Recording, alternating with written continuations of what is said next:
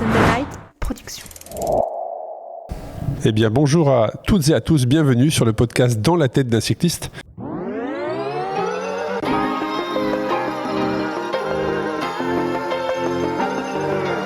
Bienvenue sur le podcast Dans la tête d'un cycliste, l'émission dédiée à tous les passionnés de vélo sous toutes ses formes. Chaque semaine, Arnaud Manzanini part à la rencontre de celles et ceux qui font le cyclisme pour nous inspirer et nous aider à nous améliorer. En direct de Calpe aujourd'hui, où on est présent pour la première édition du stage Dans la tête d'un cycliste. Donc un grand merci à l'assistance qui est là aujourd'hui. Et puis je suis accompagné pour cet épisode de Paul Van Rentergem. C'est ça. Est-ce que je l'ai bien dit ? Parfait. Ouais, c'est bon, j'ai fini mon défi du jour. Donc bienvenue à toi, merci de te rendre disponible et de nous partager tes astuces, puisqu'aujourd'hui on va discuter d'un sujet d'actualité, parce que je crois que c'est la journée de demain en fait, c'est ça, c'est leur sujet de demain. Exactement. Voilà, et on va parler de la descente, c'est-à-dire comment appréhender, comment descendre le mieux possible avec la bonne technique. Et comment travailler sa descente. Alors, il y a des fondamentaux pour ça, mais avant toute chose, comment se déroule le stage ? Parce que vous êtes là depuis samedi, c'est ça ? Vendredi pour certains ? Vendredi pour certains, et on a déjà 4 belles journées de vélo dans les jambes. Écoute, ça se passe plutôt bien. Je pense que tout le monde a l'air plutôt content, il y a une bonne ambiance, on travaille bien. Plutôt parfait. Et demain, c'est le sujet du jour, c'est la descente. Demain, c'est journée récupération avec des petits exercices de travail de technique de descente. Ouais. Alors, on va en parler justement, comme ça on verra demain si nos élèves ont bien écouté. Si ça applique, oui. Si ça applique correctement. Donc, c'est vrai qu'il y a quand même des fondamentaux. Les fondamentaux de la descente. Si tu avais un conseil à donner, ou en tout cas mettre les piliers justement de ces fondamentaux, ça serait lesquels ? Alors déjà, j'ai une phrase que j'aime beaucoup répéter aux athlètes que j'entraîne, c'est essayer d'être le plus fluide possible. Avant de prendre de la vitesse, c'est important d'apprendre les fondamentaux justement et de pas mettre la charrue avant les bœufs. Donc c'est important de travailler à basse vitesse. C'est comme quand on apprend à courir, on court d'abord doucement avant d'aller vite. Ça dépend. Je sais courir vite, mais je m'arrête très souvent. Donc, voilà. L'erreur de base est de courir trop vite. Mais du coup, notre travail, nous, en tant qu'entraîneurs, c'est de réussir à travailler à basse vitesse avant de pouvoir réussir à aller vite. Donc c'est ce que tu voulais partager. Donc c'est vrai que tu as les fameux fondamentaux. Il y a aussi, on va parler de la confiance ou la préparation mentale. On va parler également de la technique du virage. Ouais, la position du corps, le freinage et la trajectoire qui sont vraiment les éléments clés. Alors, à maîtriser. On va parler de tout ça et on va rentrer dans le sujet justement sur il y a les fondamentaux, on en a parlé, et cette fameuse position. Ouais. Donc qu'est-ce que tu peux quelles sont les techniques pour les personnes qui nous écoutent mais aussi qui sont dans la salle et qui vont appliquer demain. Ouais. Qu'est-ce qu'on peut dire autour de ça ? Il y a 3 grands principes. Le plus important reste le regard, donc de porter le regard dans l'anticipation, de regarder où on veut aller et pas l'inverse, parce que c'est vraiment le regard qui va diriger le pilote. Ensuite, au niveau position, vraiment, on a essayer d'être vraiment les mains dans le creux des cocottes, le creux du guidon, un doigt sur chaque levier de frein, et quand on est en frein à disque, qu'on a suffisamment de freinage pour avoir un seul doigt, et les bras légèrement fléchis. Et ensuite, quand on maîtrise déjà ça, on peut ensuite commencer à jouer avec ses pédales et placer la pédale qui est à l'intérieur du virage. Donc quand on prend un virage à gauche, la pédale de gauche, la placer en haut pour ajuster son centre de gravité. Mais tu parles de la position des mains. Ça veut dire qu'une descente ne s'appréhende pas du tout les mains en haut du guidon ? Alors pas du tout, oui et non, parce que maintenant on voit Van der Poel qui gagne Milan-San Remo en faisant une descente de folie avec les mains en haut. Et généralement c'est conseillé de descendre dans le creux des guidons, parce qu'on a un peu plus de stabilité, on peut mieux tenir son guidon en cas de vibration. Et on a un peu plus de précision avec les doigts au niveau des leviers de frein. On va en parler justement de la manière dont il faut freiner pour appréhender un virage. Ouais. Donc c'est vrai que tu l'as dit, les fondamentaux, c'est la position, le freinage, la trajectoire. Et comment devrait-on positionner son corps lors d'une descente ? Puisque je prends l'exemple de la personne qui a remporté, je crois que c'est, j'ai plus le nom en tête, le Slovène qui a remporté Milan-San Remo. Oui. Non, pas Roglic. J'ai plus non plus. Mohoric, voilà, qui avait justement fait monter une selle spécifique justement pour modifier sa position. Ouais. Quel conseil tu peux donner sur la position du corps à adopter dans une descente ? Est-ce qu'elle doit être très en avant, très en arrière? Comment est-ce qu'on doit se positionner? Est-ce qu'on doit être assis sur sa selle, en équilibre sur ses pédales? Quand on commence à apprendre à descendre, l'idéal c'est vraiment d'être centré et ancré dans le creux de sa selle. Les fesses bien assises, les bras bien dans le creux du guidon, pardon. Et d'être vraiment ancré sur son vélo. Ensuite, on va placer les pédales à l'intérieur du virage en haut. Comme ça, on va mettre un peu plus de pression sur la bande du pneu qui va adhérer. Et surtout, porter le regard dans l'anticipation pour vraiment engager les épaules dans le sens du virage. Tout ça, ça va faire que le vélo derrière va suivre et va s'incliner dans la bonne courbure. Mais le plus important, c'est le regard. Par contre, une fois qu'on veut vraiment gagner en vitesse et vraiment attaquer très fort, mais là on parle de la caste des très très rapides, on effectivement. On parle de Tom Pidcock là. Ouais, par exemple, voilà. Ou de Mohoric ou de Van Der Poel, ou sur certains freinages qui sont réalisés hyper tard, hyper brusquement et vraiment au dernier moment. On essaie de mettre un peu les fesses en arrière pour charger un peu plus l'arrière et aider le pneu arrière à freiner. Alors, je ne l'avais pas prévu dans l'épisode, mais de ce que tu viens de me dire me fait penser à une question. Est-ce qu'il y a une manière d'appréhender une descente qui est différente si on est en frein à disque ou si on est en patin? Moi, je dirais que oui, parce que le freinage à disque est tellement plus sécurisant et tellement plus, on va dire, fiable. Mais bon, ce stage-là, on a eu un exemple de non-fiabilité. Mais par tout temps et par toute condition, les freins à disque, pour moi, sont nettement meilleurs. Ils permettent d'avoir un freinage constant, peu importe les conditions, quoi. Je pense qu'avec les patins, ça n'arrivait pas tout le temps. Est-ce qu'il y a encore des gens qui roulent à patins Il y en a quelques-uns. Il y a encore quand même des patins, effectivement. Ouais. Ouais, tu vois, je ne pensais pas qu'il y avait autant de personnes encore. Donc c'est vrai que la position du corps dépend également de ton mode de freinage, type de freinage.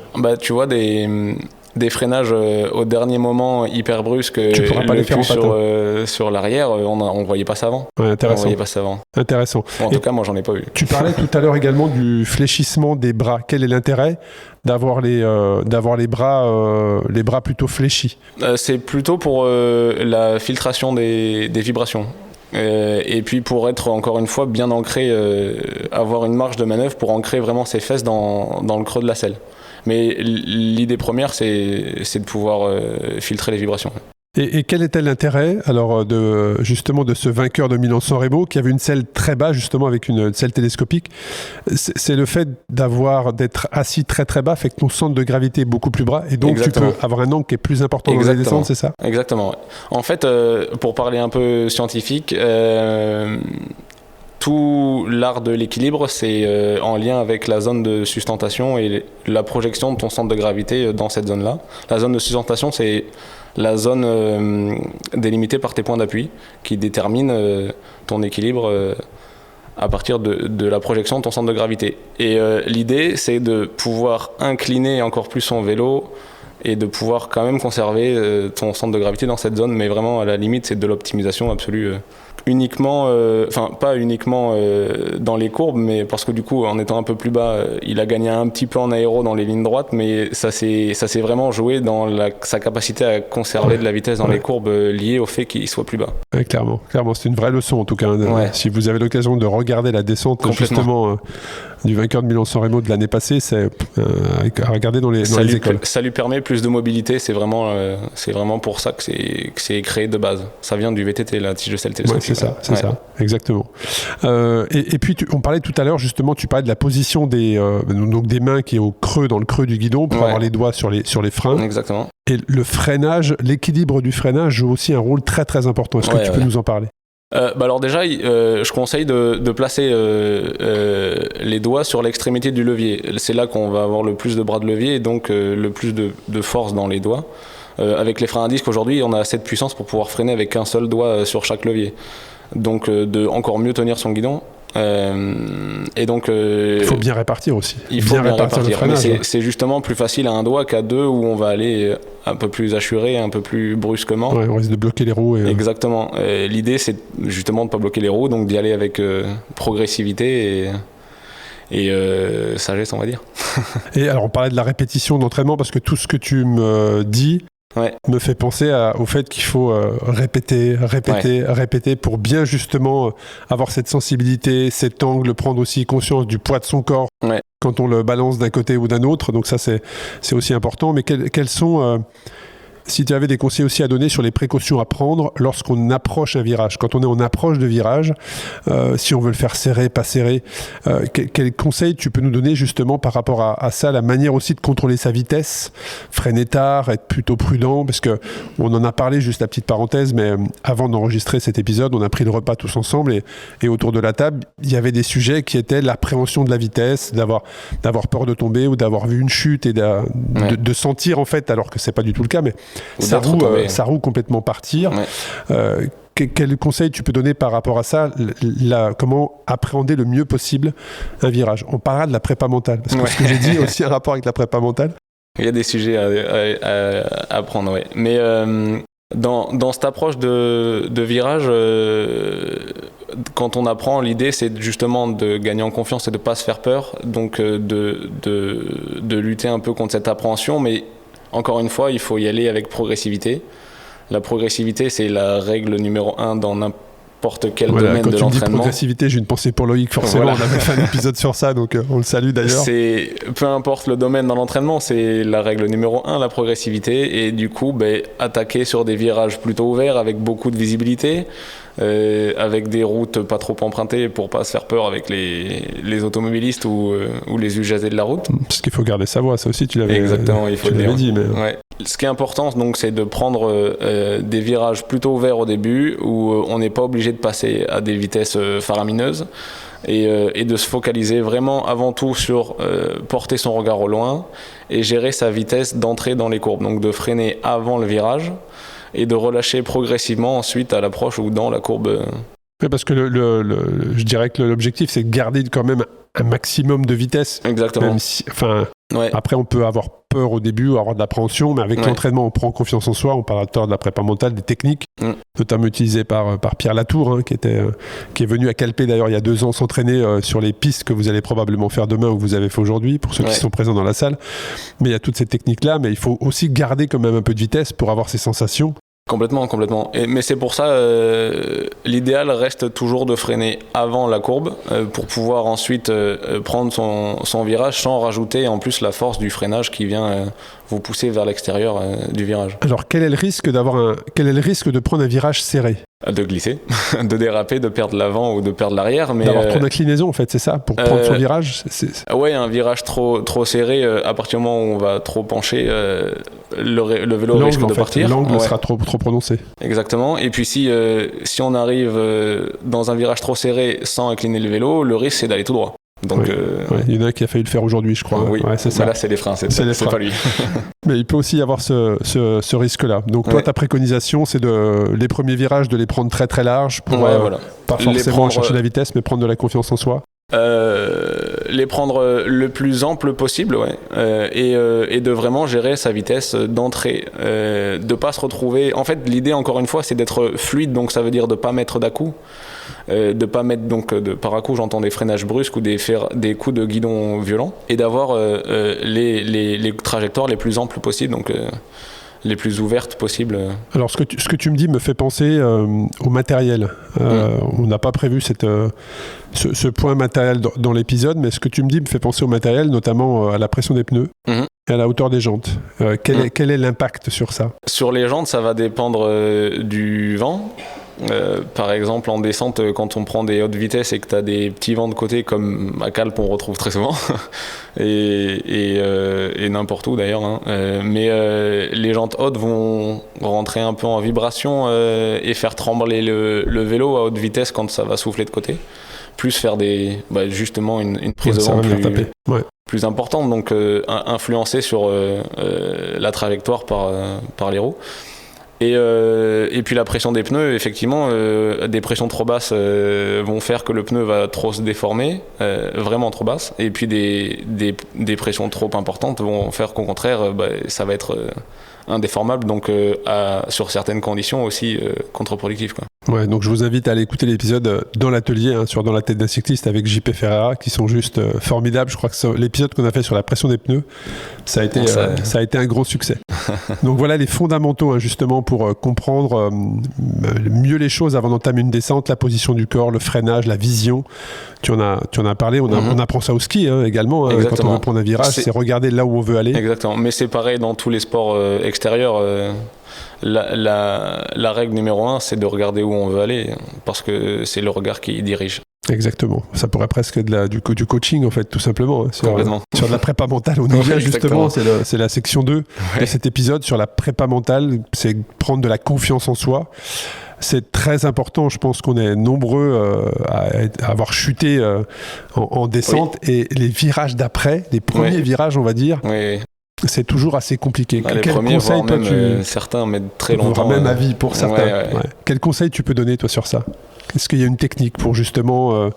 donc après être chuté. Ou en tout cas juste avoir confiance en soi quand on se lance dans une descente. Ouais, il y a toujours pareil, encore une fois, reprendre sur des descentes qu'on connaît et avec des vitesses maîtrisées. Y aller encore une fois par étapes, pas se brusquer et pas essayer de... Bon, il y a toujours la vieille phrase qui traîne du t'es tombé, t'as pas mal, vas-y, recommence direct.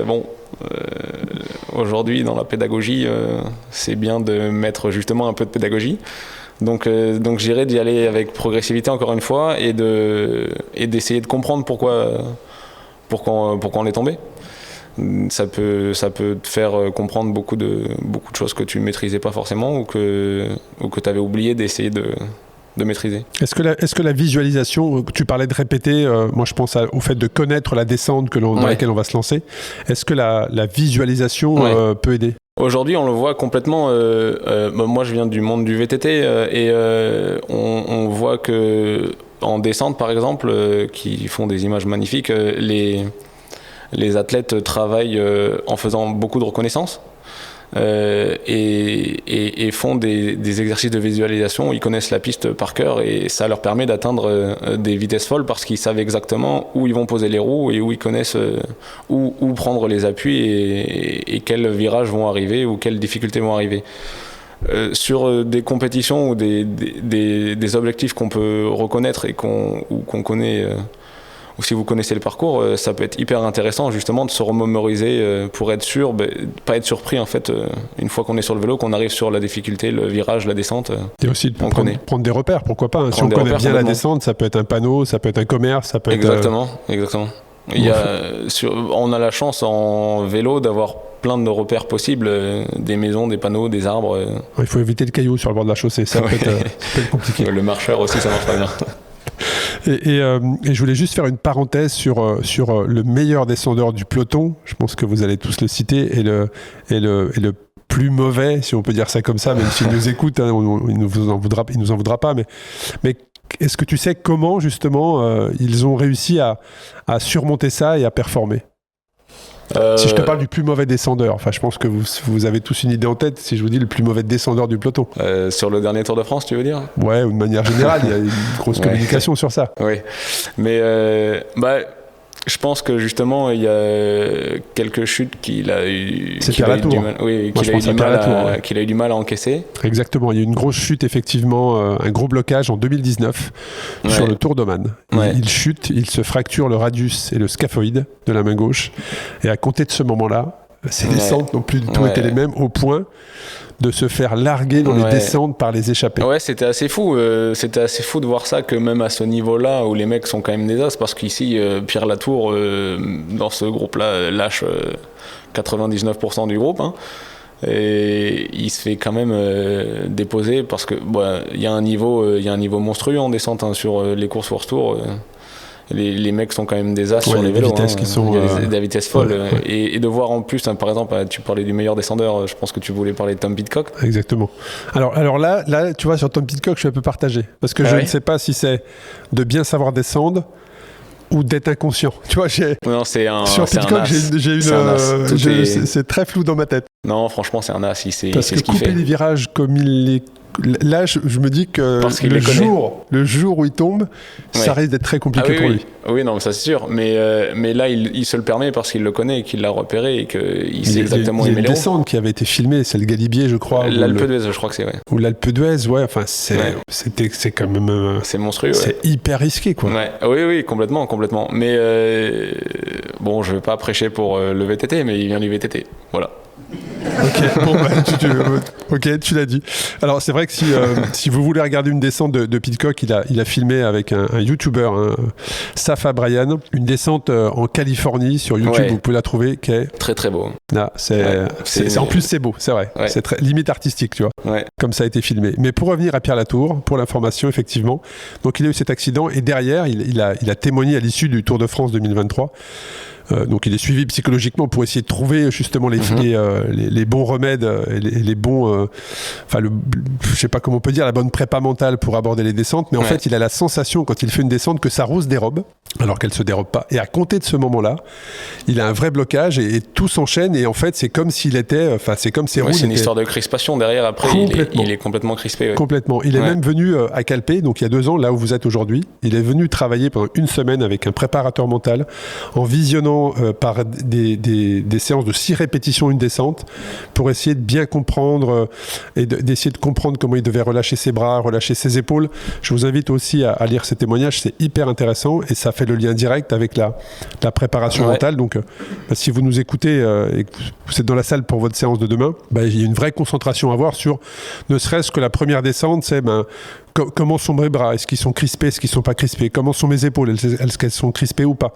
Et d'essayer de bien analyser comment vous êtes au niveau du corps pour la descente suivante, vous relâcher pour vraiment l'appréhender en toute confiance. Oui, complètement. Il y a une histoire de compréhension du soi dans l'environnement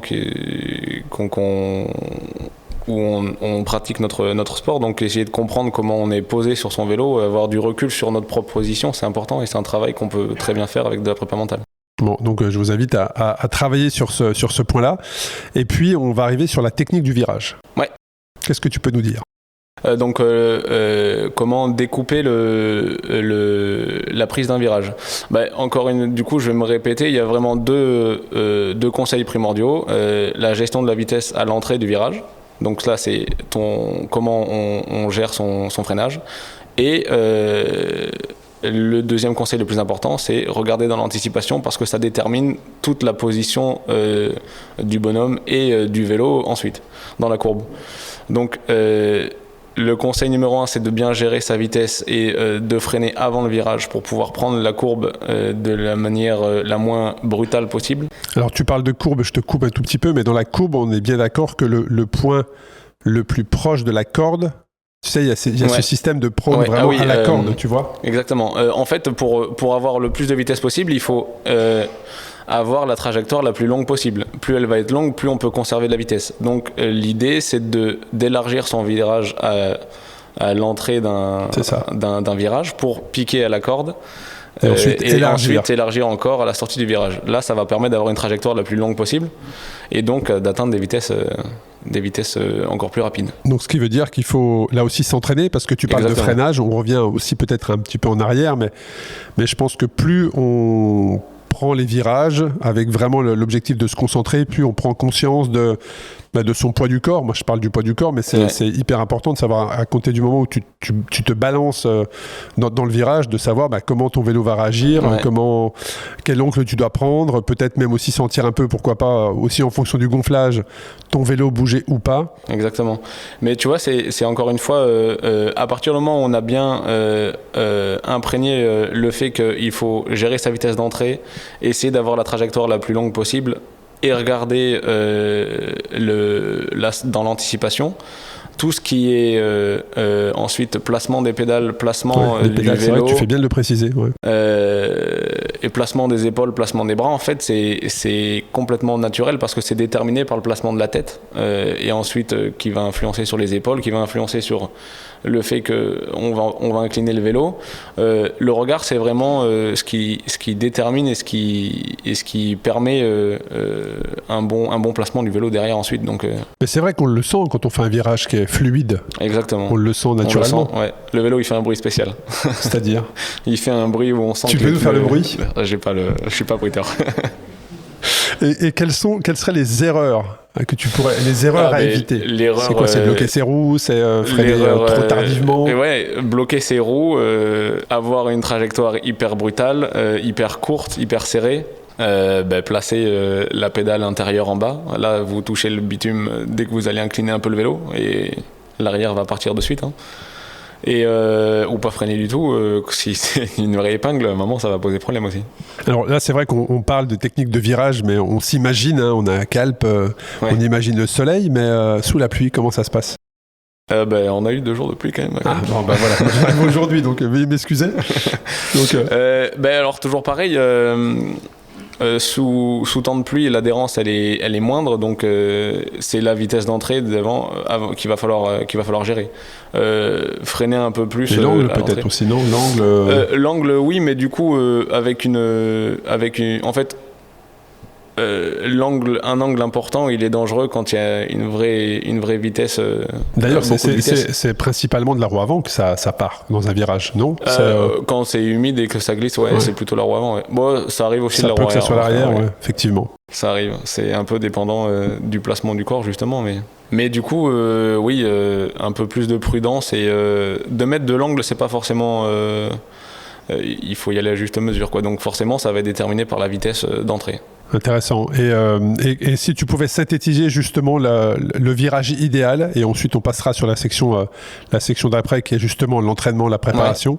Mais le virage idéal, selon toi, c'est combien d'étapes? Tu vois, comme je sais que demain ils ont justement, c'est ce qui est au programme à la descente, qui visualise cette nuit justement ces étapes-là.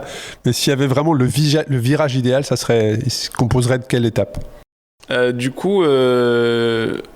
arrive à une certaine vitesse, on voit le virage arriver, on anticipe son freinage avant l'entrée du virage, on élargit le plus possible à l'entrée du virage, on coupe à l'intérieur du virage, en plein à l'intérieur du virage, et on ressort à l'extérieur du virage. Tout ça en regardant toujours dans l'anticipation. Donc toujours regarder là où on veut aller. Ouais. Bon voilà, donc vous savez ce que vous avez à faire pour travailler jusqu'à demain. Mais juste, là aussi je reviens un tout petit peu en arrière sur la prépa mentale. Je pense à la réalité virtuelle. Est-ce qu'aujourd'hui les masques de réalité virtuelle peuvent aider à la visualisation? Dans la visualisation, il y a des travaux qui sortent en ce moment et qui sont utilisés d'ailleurs par pas mal de préparateurs mentaux. Je sais même pas d'ailleurs si ça existe, je pose cette question. Ça existe déjà, je sais qu'ils l'utilisent en Formule 1, je pense qu'ils l'utilisent aussi dans certains sports. Tu vois, je pense à des coureurs du Tour, si la descente est repérée, peut-être qu'ils pourraient la reconnaître comme ça. Complètement. Après, je sais que la plupart reconnaissent vraiment toutes les descentes en roulant. Ils ont déjà... Parce que depuis quand même 4-5 ans, ça se joue aussi vraiment en descente. Hein. Ah bah oui, c'est ça. En tout cas, ça en fait partie. C'est Nibali aussi, je crois. Il y a une époque qui faisait justement les cours, qui gagnait ses étapes en attaquant en descente. Dernièrement, on a vu des mano à mano incroyables avec Vingegaard et Pogacar aussi. À tout moment, ils vont tellement vite en fait, ils vont tellement vite dans les ascensions que ça se joue dans les descentes. Ils peuvent pas se lâcher en montée maintenant, oui. Et on va arriver sur cette partie 4 du podcast justement, qui est la préparation, l'entraînement. Là aussi, le but c'est d'améliorer la technique. Quels conseils tu peux donner autour de ça? Quelles séances préconiser aux auditrices qui nous écoutent, aux auditeurs et aux personnes qui sont dans la salle pour demain? Du coup, on a on peut entraîner sa technique en descente avec plusieurs points. Du coup, l'entraînement spécifique en descente, forcément, intégrer du renforcement musculaire et de la proprioception, de la préparation mentale et d'exercices de relaxation, respiration ou de pleine conscience, qui sont un peu liés à la préparation mentale. Mais en ce qui concerne l'entraînement pur planification, comment structurer efficacement l'entraînement en fait, ça serait constitué de quoi ou de quelles étapes? Idéalement, dans chaque sortie d'endurance, on peut caler un petit peu de travail de technique. Ça ne demande pas de vraie implication au niveau puissance, au niveau au niveau intensité, juste ça demande de l'implication il faut pas forcément aussi une descente de col, ça peut être un seul virage. Quelques virages, ça peut être un seul virage.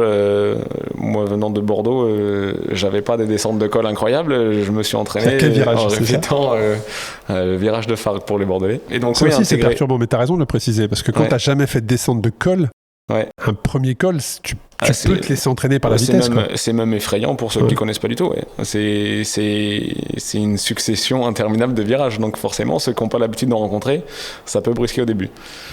Mais c'est aussi pour ça qu'en stage comme ici, on propose du travail technique, parce que ça fait vraiment progresser et c'est des gains gratuits.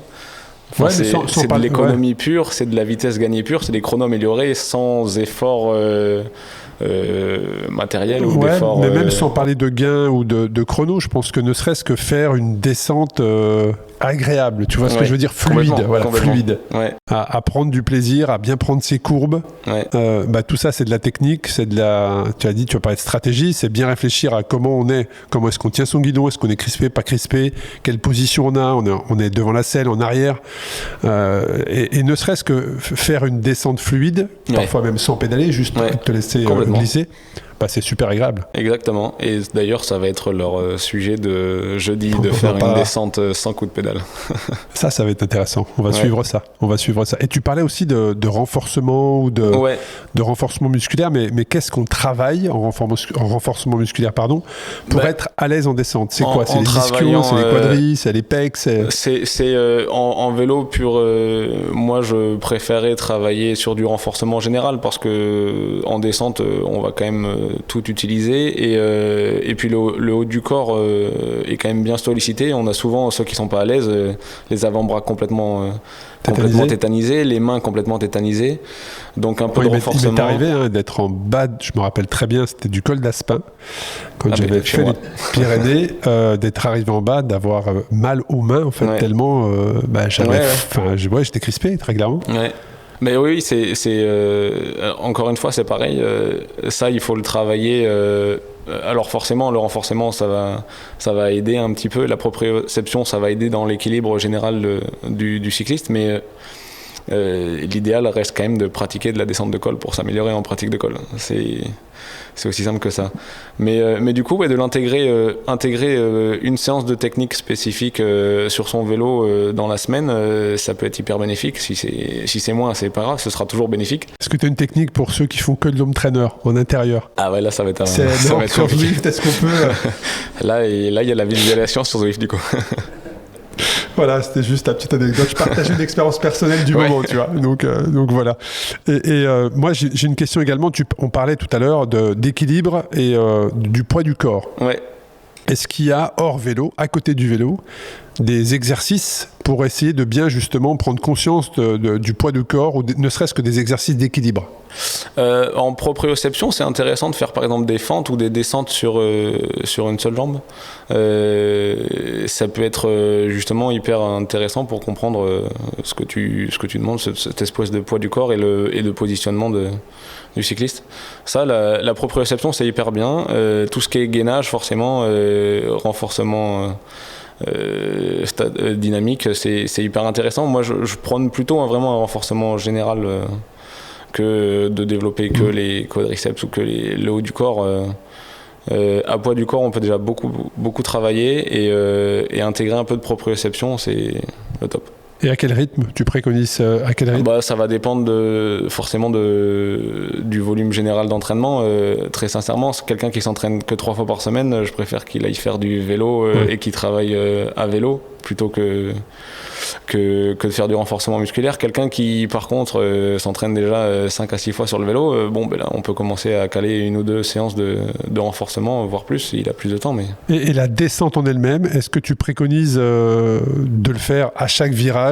Est-ce que tu préconises de vraiment se concentrer 1 fois par mois, 1 fois par semaine, 1 fois tous les trimestres? Parce que ça nécessite une vraie concentration? Ouais.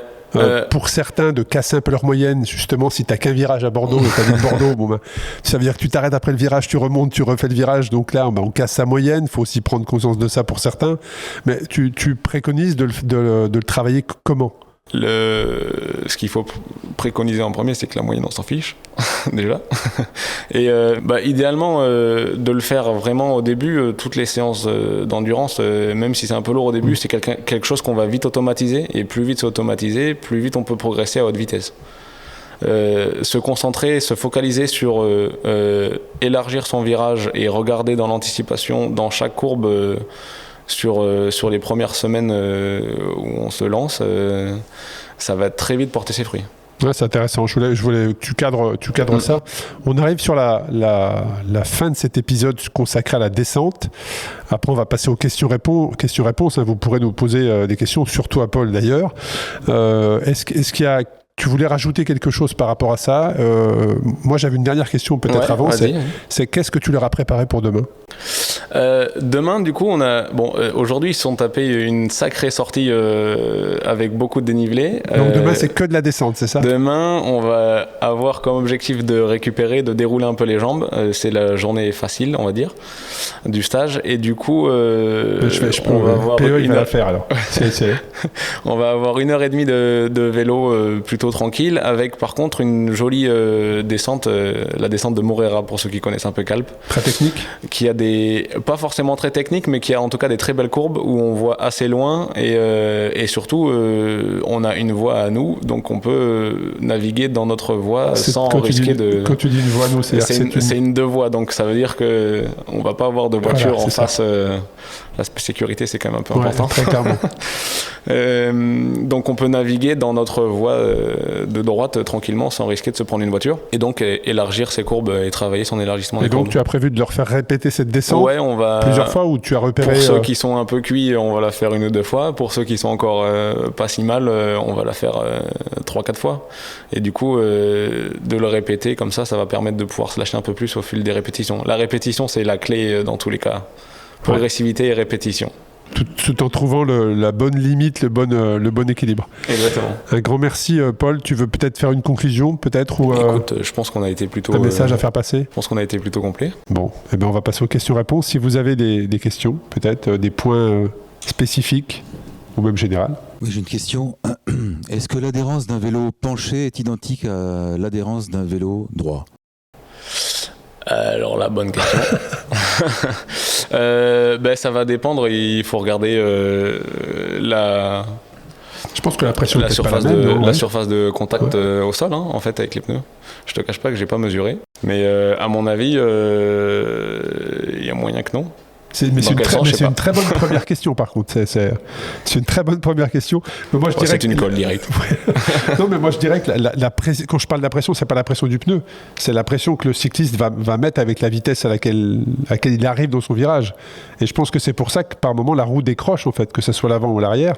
C'est que parce que la pression qu'on met sur, justement, cette partie du pneu, elle est trop importante et le pneu absorbe pas. La matière du pneu, en tout cas, n'absorbe pas la force et ça part.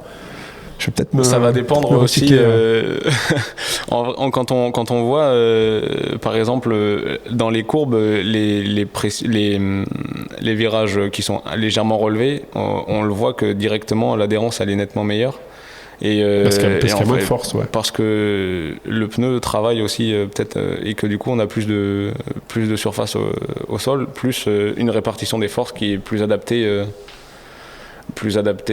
pour garder l'adhérence, donc forcément je pense que droit en courbe on n'a pas la bonne adhérence, non, c'est sûr. Mais par contre c'est une très bonne question parce que c'était bien en courbe la question. Ouais. Ah oui, d'accord. Ah oui, mais non, donc du coup c'est sûr, droit en virage on n'a pas d'adhérence, non. Beaucoup moins que penché. On posera la question à JP très clairement, je pense qu'il va être capable de répondre à ça. Donc on posera la question, on vous la fera parvenir, mais il saura répondre très précisément, probablement avec une formule mathématique à ça. Moi je l'ai plus.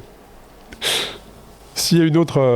On voit beaucoup lors de reportages télévisuels sur des descentes notamment de professionnels.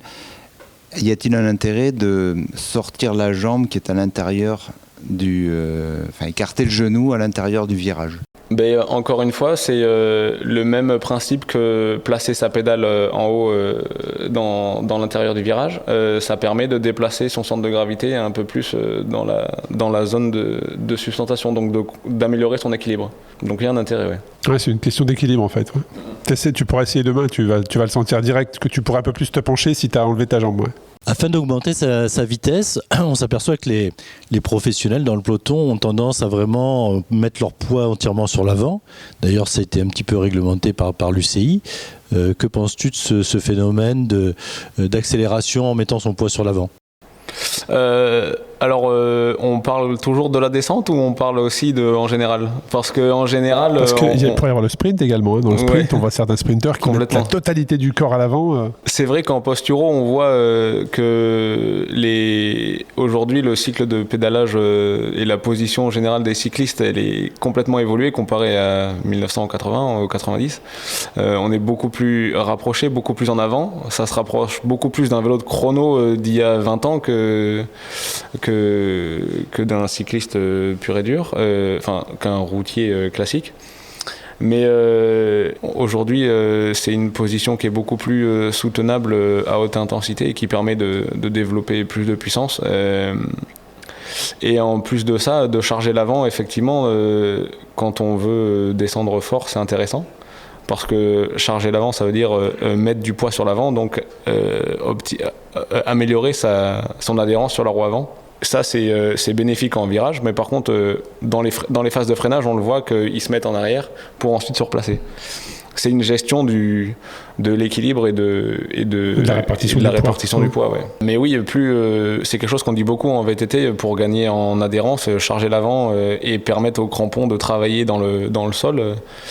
C'est quelque chose qui permet d'améliorer son adhérence à l'avant. Oui. Considérant que les descentes maintenant peuvent gagner une course, est-ce qu'on peut penser avant longtemps qu'on va avoir des vélos qui vont être designés, le cadre va être modifié de façon à avoir une géométrie avantageuse en descente? Ouais. Je suis sûr que oui, ils y pensent, ils y réfléchissent et bientôt il y aura des petites tiges de sel télescopiques intégrées dans les vélos. Sur tous les vélos, tu penses ? Sur tous les vélos, je sais pas. Ça dépend de l'étape aussi.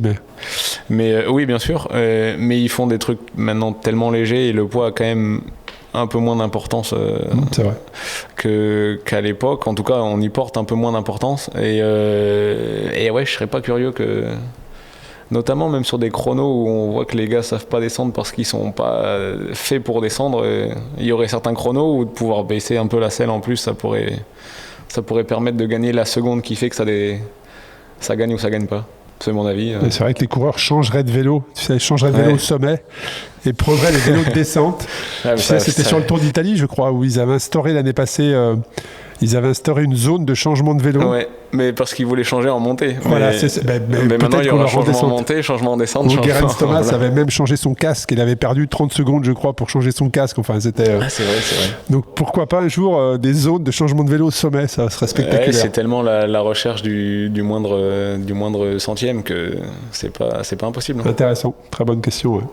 Une question, vous pouvez nous dire un peu ce que vous pensez des pneumatiques, lesquels choisir pour adhérer en descente, quelles sont les différentes possibilités pour améliorer aussi la sécurité dans les virages quand ça descend vite?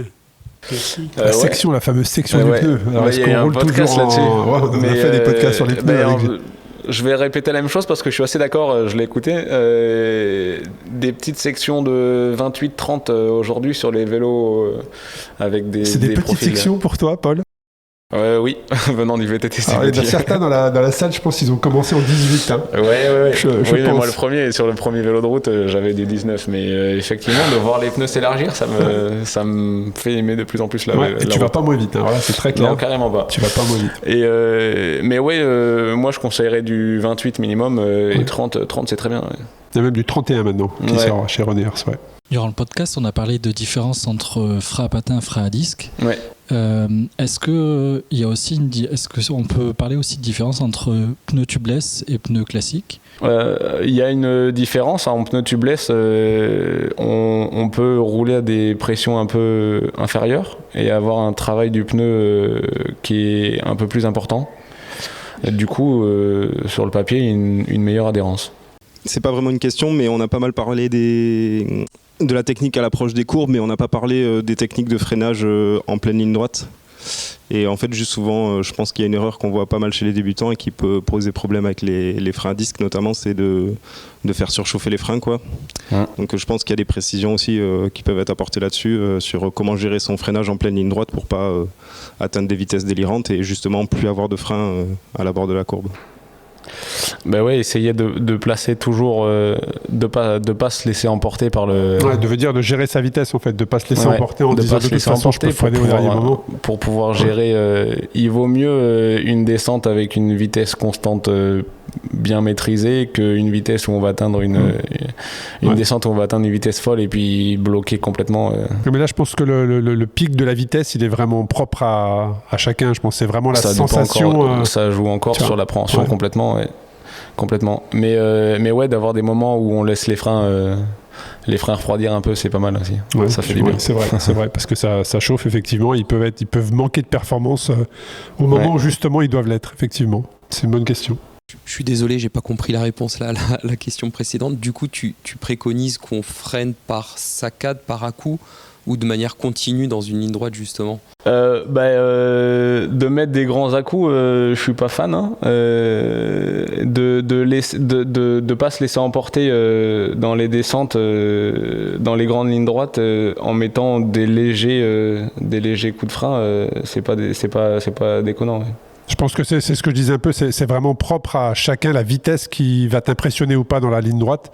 Et je pense qu'effectivement, de régulièrement rabaisser ta vitesse à celle que tu trouves être là où tu es confort, je pense que en tout cas, ça nous semble être la bonne solution. C'est régulièrement en fait, de revenir à ta vitesse où tu es confort. Alors c'est vrai que c'est peut-être différent de ne pas faire chauffer les disques, mais en tout cas, c'est celle qui va te permettre d'arriver dans le virage dans les meilleures conditions. Et pas perdre le contrôle du vélo parce que la vitesse, tu ne sais pas la maîtriser en fait. Et la répartition frein arrière, frein avant? Tu peux y aller de manière plutôt homogène. Encore une fois, il vaut mieux freiner complètement les deux freins et de manière homogène, 50-50, c'est très bien. Est-ce qu'on freine pas plus de l'avant que de l'arrière ou... le frein qui va t'arrêter normalement c'est le frein avant. Il faut le doser bien parce que c'est le frein qui peut te permettre de partir très très vite aussi.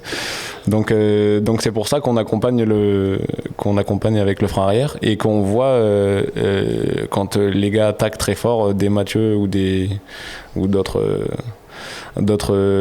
pilotes se mettre en arrière pour mettre un peu plus de poids sur l'arrière et avoir un peu plus d'adhérence de la roue arrière. Il y a d'autres questions ou est-ce qu'on a été complet? Bon c'est parfait. Vous savez ce qu'il vous reste à faire demain. En tout cas, nous, on sera là pour les photos, les vidéos. On aura des preuves. Donc, on pourra voir si vous avez appliqué. Donc, en tout cas, un grand merci à vous pour votre présence. Un grand merci, Paul, d'avoir préparé l'épisode. On a une pensée pour Loïc, bien évidemment, qui aurait dû être là avec nous. Et puis, on vous retrouve pour un prochain épisode sur le podcast Dans la tête des cyclistes. Et puis, on vous retrouve demain sur le terrain. Un grand merci à vous. Bonne soirée. Merci bien.